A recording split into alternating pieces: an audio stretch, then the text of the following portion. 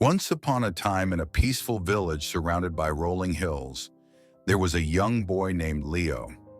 Leo was strong, fast, and determined to be the best runner in the village. To him, victory was everything, and he believed that being first was the only thing that mattered.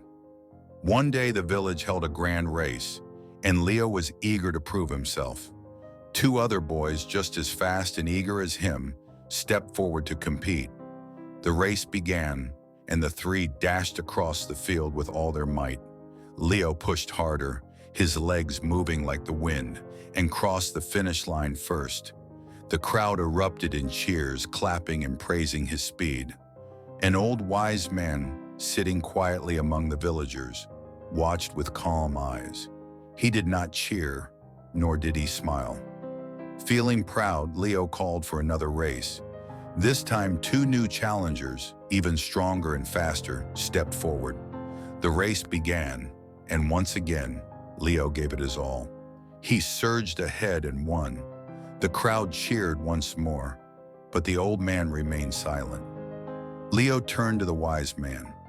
"Why do you not celebrate my victories?" he asked. The old man smiled slightly. "Would you like to run one more race?" Leo eagerly agreed.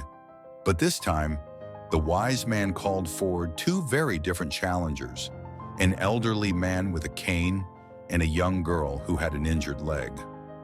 Leo frowned. "This is not a fair race. They cannot run as I do." The wise man nodded.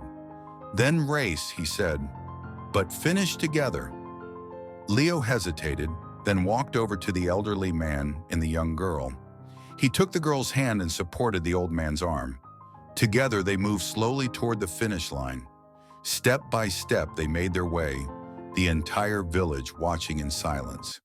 When they finally crossed the finish line together, the crowd erupted into cheers, louder and prouder than ever before. The wise man stood up, smiling. Leo looked at him, confused. "Who are they cheering for?"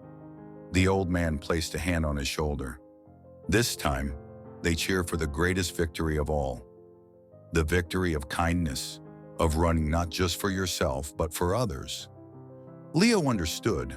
Winning alone had felt good, but finishing together had made him feel something even greater, true pride. The wise man continued, "Life is not about being the fastest or the strongest. It is about how you run your race.